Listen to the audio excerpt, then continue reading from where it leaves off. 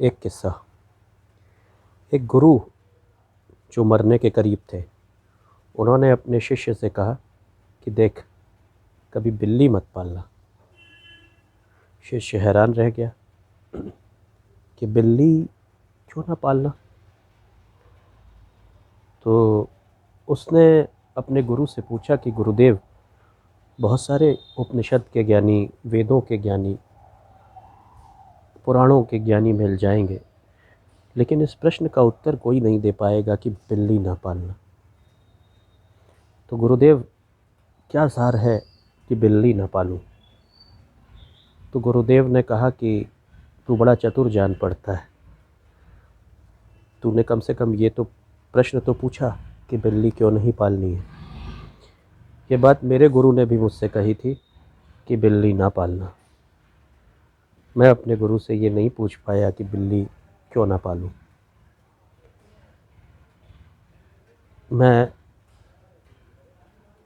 एक गांव के पास कुटिया बना के रहता था।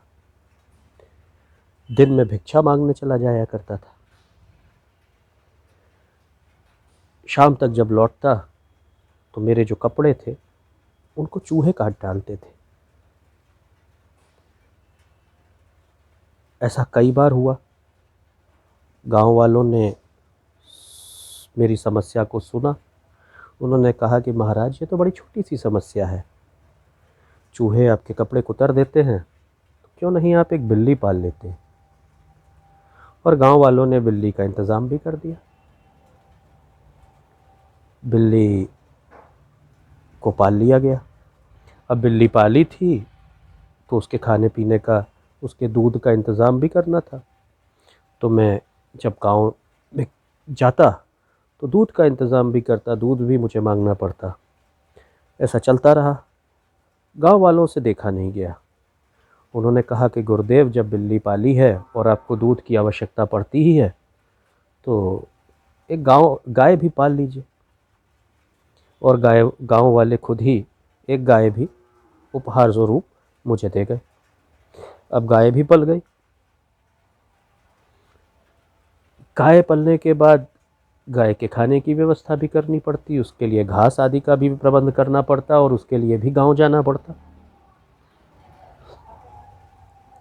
ऐसा चलता रहा। गांव वालों को फिर अच्छा नहीं लगा। उनसे देखा नहीं गया कि गुरुदेव जो है बार बार गांव आते हैं घास के लिए।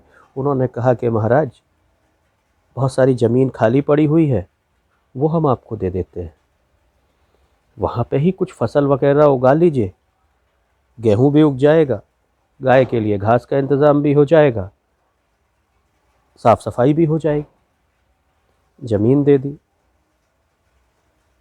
अब मैंने जो है वहाँ पे घास और गेहूँ, कुछ दालें और इस तरह की जो अनाज था उसको उगाना शुरू कर दिया। ऐसा चलता रहा। फिर एक बार गांव वालों ने सुझाव दिया कि गुरुदेव, अकेले आप इतनी बड़ी ज़मीन पे मेहनत करते हो, जहाँ पे आप अन्न भी उपजाते हो, गाय का भी खाना उपजाते हो और गाय की व्यवस्था भी करते हो, अच्छा नहीं लगता। तो मैंने पूछा कि क्या करूं? तो गांव वालों ने कहा कि महाराज, गांव में एक विधवा है,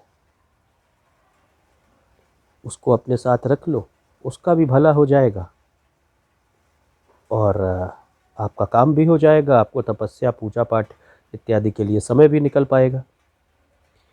वो विधवा भी आके रहने लगी।